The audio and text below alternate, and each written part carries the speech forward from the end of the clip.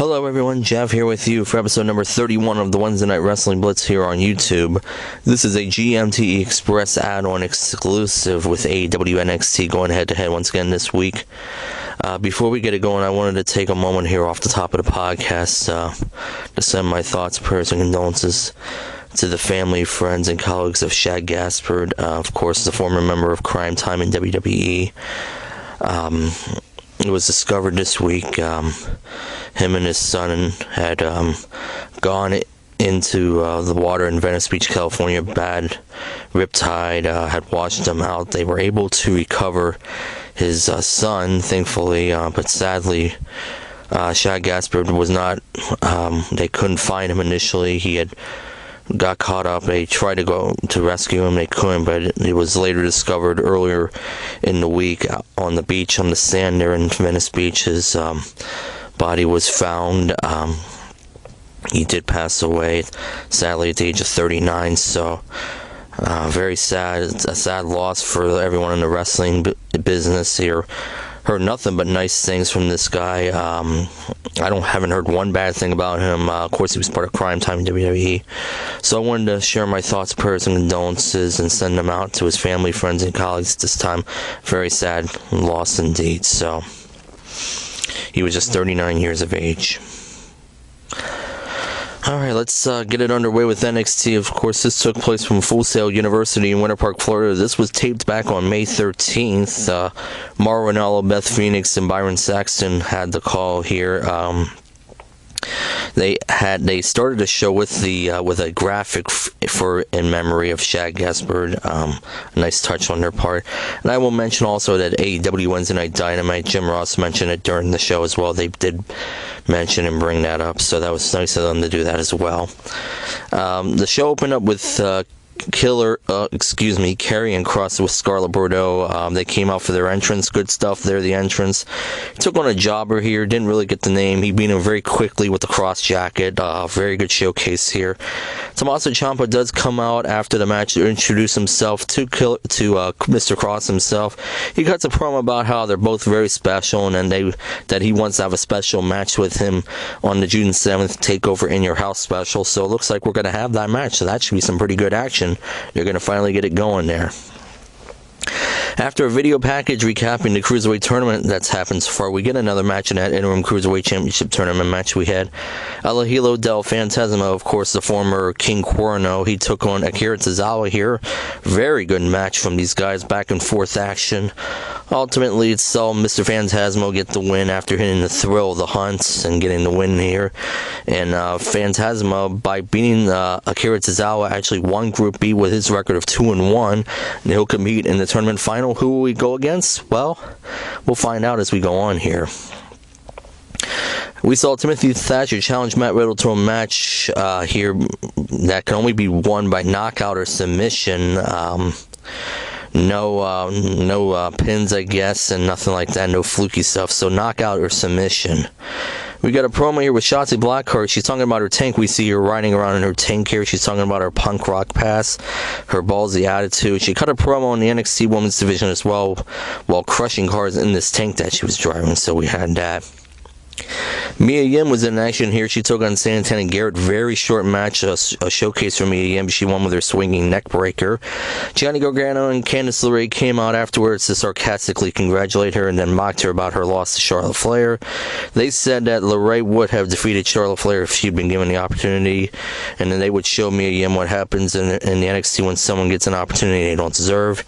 Keith Lee does come out to make the save for Mia Yim. They are boyfriend-girlfriend from the attack, and then they actually faced off with Gargano and LeRae, did Keith Lee and Mia Yim. So they're clearly setting up a mixed tag team match, it would appear.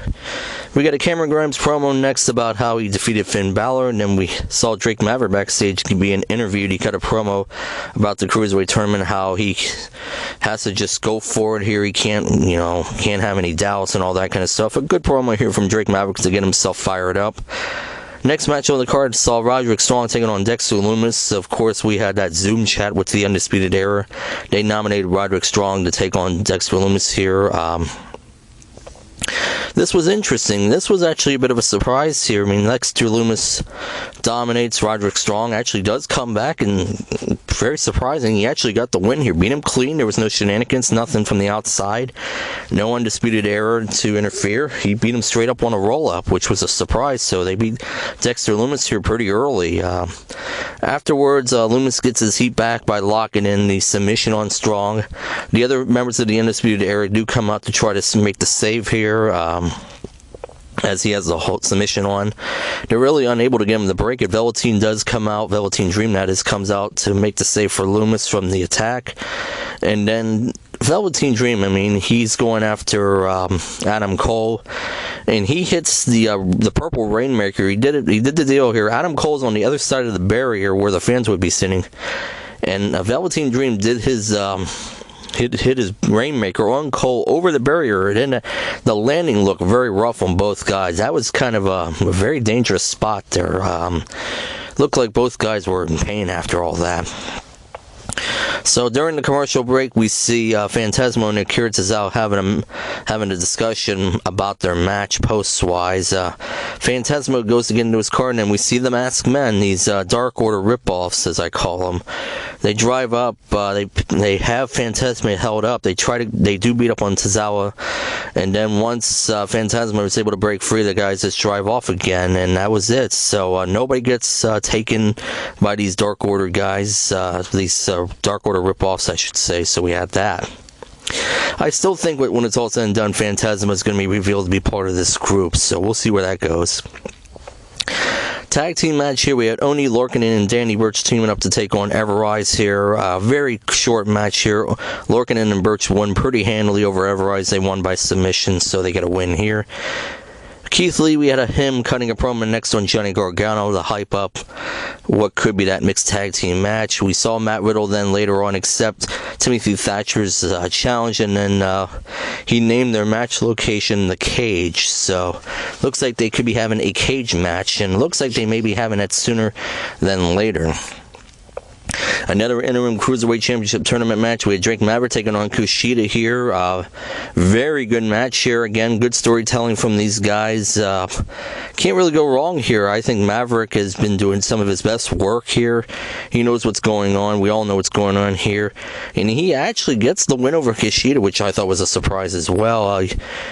They had the deal here where Kushida had him in his armbar submission, and Maverick was actually able to roll him up during the submission and got the win with it. So during the match, we saw Jake Atlas. He had supported Maverick from the outside from the barricade area. So obviously Jake Atlas was rooting for Drake Maverick to win. He does. So we see Byron Saxton enter into the picture here, deliver a message through William Regal. Of course, we never see William Regal here because Maverick, Atlas, and Kushida are all 2-1 with the same head-to-head record. They did announce next week we'll get a triple threat match with those three, and to see who will face Mr. Phantasma in the tournament final of the interim Cruiserweight tournament. So, triple threat match next week. That should be pretty good with those three. So we had that, and then we have Riddle and Thatcher. They were announced for next week's episode of NXT. Damian Priest I thought was a pretty good promo, short and to the point on Finn Balor, so good stuff there.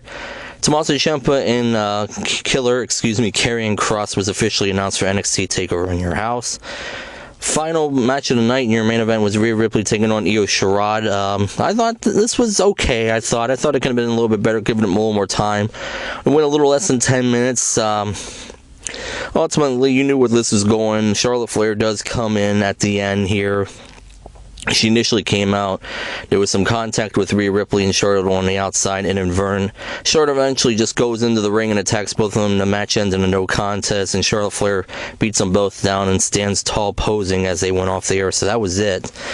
You did not need Charlotte Flair to be standing tall here. It would have been better to have one of the other two standing tall, just my thoughts. So that was NXT that took place from Full Sail University in Winter Park, Florida. Let's get on the AEW Wednesday Night Dynamite. This was live from Daly's Place in Jacksonville, Florida. It's the go-home show, the Double or Nothing, so final build here time. Jim Ross, Tony Schiavone, and Excalibur were on the call. Alex Marvez was doing interviews backstage. The show opened with the Inner Circle arriving in Daly's Place in the stretch limo. Jericho bragged about what they did to Vanguard 1 and says they have a lot more in store for the Elite. So we see Mr. Brodie Lee come out with his Dark Order followers here, including 10, not 9, not 11, but 10, who he ordered to take a knee. Lee says that people think he's unreliable or unrelatable. He's just a man like everyone else, except he operates with a more elite level. That's his words. Then he sends 10 to the ring for his match against Jon Moxley. It's non-title action here. 10 actually gets quite a bit of offense in, a lot more than I would have thought on Moxley. Moxley ultimately won in the end with the paradigm shift. Afterwards, Moxley threw 2 chairs in the ring, accidentally hit 10 with one of them. He teases that he's going to put 10's arms through one of the chairs and stand on it and do damage to it. Moxley threatens to break the arm unless Brodie Lee comes out to face him. Brodie appears on the screen, says that he's leaving, and he makes a sacrifice. He'll see Moxley on Saturday at Double or Nothing. Moxley is a man of his word. He attacks 10's arm in the chair by hitting it with the other chair to supposedly break the arm. I don't know. I thought this was their final push for this match, and I didn't think this came off very well.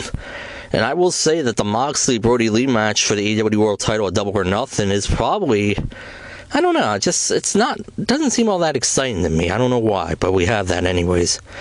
MJF and Marco Stunt had a match here next. Marco Stunt gets some hope spots in late in the match, but MJF ultimately won in the end with the Salt of the Earth. We saw Warlord interfering by choking Marco against the bottom rope behind the referee's back late in the match. Afterwards, Warlord held Stunt up while MJF punched him with the ring. Luchasaurus and Jungle Boy eventually came out to make the save, and they bailed. Next up, this was very good here. Very good stuff here. We knew this was going to be good. We had Arn Anderson and Jake the Snake Roberts sitting in the table in the ring. Tony Schiavone was there to moderate the action. These two cut excellent promos here. I hope the talent was watching when this was going on. They cut promos on each other and their respective wrestling people that they're managing and are coaching right now, being Cody Rhodes for Arn Anderson and Lance Archer for Jake the Snake Roberts, respectively. Some good back and forth here. Great promo action. Eventually they stand up. Jake threw the table aside. They tease going after each other with some physical activity. Nothing really gets going here. The referee's coming to break it all up. So they teased it, which was nice. And I thought they did a very good job building up that TNT tournament final match with Cody and Lance Archer here. Very good indeed. Darby Allin presented a video building up Saturday's ladder match, so we know he's going to be in that match, so it should be pretty good there.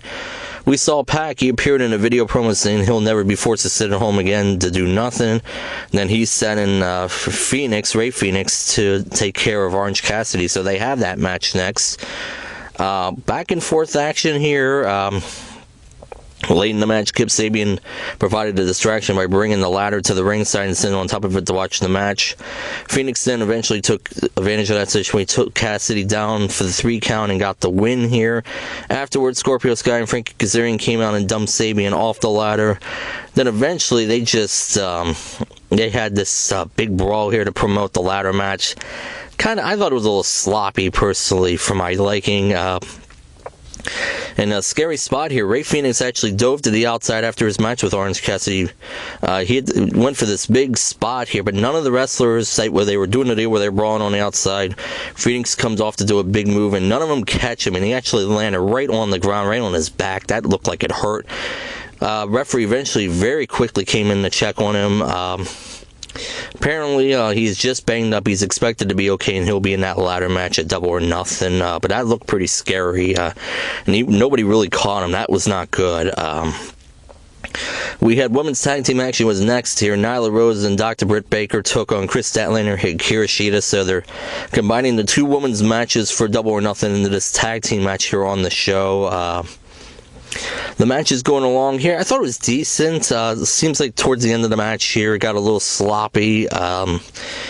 It looked like we had Statlander and Shida do, I think, what was it, a double suplex or whatever it was, on Nyla Rose under Britt Baker. Britt Baker was sitting in the corner there, proper style. Nyla looked like she landed right on Britt Baker's leg in her knee area, so ultimately Nyla Rose won for the team. She pinned Shida with the Beast Bomb.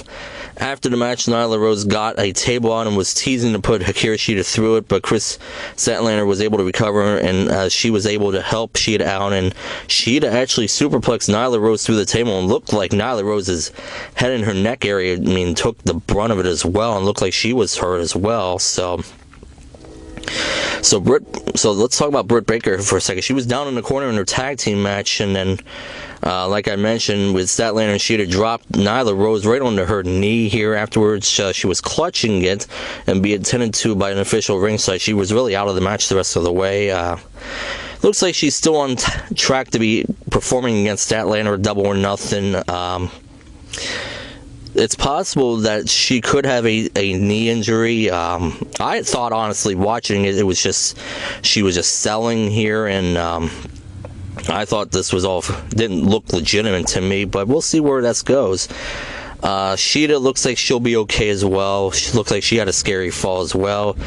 We saw Alex Marvez interviewing Jon Moxley, who goes on to say that things are only going to get worse from here, and that he's going to put Brodie Lee to sleep at Double or Nothing. Shawn Spears, we saw him appear as an anchor on SSN. That's the Shawn Spears news channel, I guess is what they were promoting here. He's reporting that Dustin Rhodes has retired after his defeat by Lance Archer, and then he challenged actually Dustin to a match at Double or Nothing, so it looks like that's going to be happening. I'll have very quick predictions on Double or Nothing here later on here on this. Matt Hardy and Sammy Guevara were in the main event here. They have a match here. Sammy Guevara gets some good offense in on Matt Hardy. Matt Hardy ultimately wins after a twist of fate. Then we see the Inner Circle. They're up on the big screen here. They were tying Kenny Omega to the goalpost at TIAA Stadium there where the Jaguars are playing to help promote their Stadium Stampede match. We see the Young Bucks actually make their appearance for the first time in about 6 weeks or so. They come in to make the save. Matt Hardy eventually works his way over to the stadium, and then we get this brawl here, and we see Hangman and Adam Page actually make an appearance here. We see him way in the background coming out all the way and just kind of running into the shot to this big clothesline. As the Young Bucks were doing their thing, it looked like Matt Jackson probably hurt his ribs. He did a deal where he was jumping off the wall of the football stadium onto the Inner Circle, and looked like he hurt his rib there. He could have broken a rib, maybe got a bruise. He's expected to be okay for the Stadium Stampede match, but some of these guys on the go-home show, the guys and the girls, really doing some big things here. So that was it. That was AEW Wednesday Night Dynamite. It took place from Full Sail and also the football stadium in Jacksonville, Florida. Let's just very quickly go over the card here, give you quick predictions here. I have full detailed predictions on my podcast this week, so you can check that out on the GMTE podcast where you listen to podcasts. On the buy-in, we have the Best Friends in Private Party here. The winner becomes number one contenders for the World Tag Team titles. I'm taking the Best Friends to win here. Britt Baker and Chris Statlander have a match. Assuming Britt Baker is going to be okay, I think Britt Baker is winning here. MJF taking on Jungle Boy. I'm going to take MJF to win. We have that Dustin Rhodes Shawn Spears match. I'm going to take Shawn Spears to win. No reason why Dustin should be winning. We have that Stadium Stampede match with the Elite in the Inner Circle. I'm going to take the Elite to win this one, just because. Casino ladder match here. We have Darby Allin, Colt Cabana, Orange Cassidy, Phoenix, Scorpio Sky, Kip Sabian, Frankie Kazarian, Luchasaurus, and a mystery entrance. And that winner receives a future AEW World Title match down the line. I don't think the mystery entrant is going to be the one winning it. A lot of rumors as to who it could be. I've heard Drew Gulak's name being mentioned. I hear Brian Cage's name being mentioned. Some other names I'm hearing as well. We'll see who it is. I don't think the mystery person's winning. I'm picking Darby Allin to win. He's my pick. AEW TNT Championship match, we have Cody Rhodes taking on Lance Archer here. Mike Tyson's going to be there to present the title to the winner. During the Arn Anderson, Jake Roberts promo face-off, they kept mentioning Mike Tyson, so clearly he's going to be involved in the finish here, and I think that Lance Archer should be the one winning here. Cody does not need to be putting himself over. He should be putting Lance Archer over here. Lance Archer is my pick to win that tournament championship final match and become the first TNT champion. AEW Women's World Title match here, no disqualification, no count out. Nyla Rose taking on Akira Shida, assuming that Shida will be okay to go, which I think she will be. I see Nyla Rose retaining. I don't see any reason why she should be switching the belt here. And finally, the AEW World Title match, Jon Moxley taking on Brodie Lee. I think this could probably be the weakest match on the entire card, believe it or not. I still think Moxley's going to be retaining when it's all said and done. So those are my very quick predictions for Double or Nothing. Let's get on to the ratings and viewership for this week for both AEW and NXT. AEW beat NXT once again in viewership and ratings this week. AEW Wednesday Night Dynamite did 701,000 viewers, while NXT did 592,000 viewers. It is the 6th lowest AEW viewership of 2020, and it is the 4th lowest NXT viewership of the year. AEW ranked 7th in the cable top 150, and NXT came in 53rd in the demo. AEW ranked 65th in viewership, NXT was 70th. AEW did a 0.26 in the 18-49 demo, while NXT did a 0.13. That's the lowest that they've ever done. AEW is up 0.03 of a point from last week's 0.23, while NXT dropped 0.02 from 0.15. The challenge on MTV Top Tonight in the demo on Cable 150 with a 0.60 rating. They did just over 1 million viewers. Sean Hannity's show on Fox News Channel Top Tonight in viewership with 3.945 million viewers, ranking 5th in the Cable 150 in the demo with a 0.29.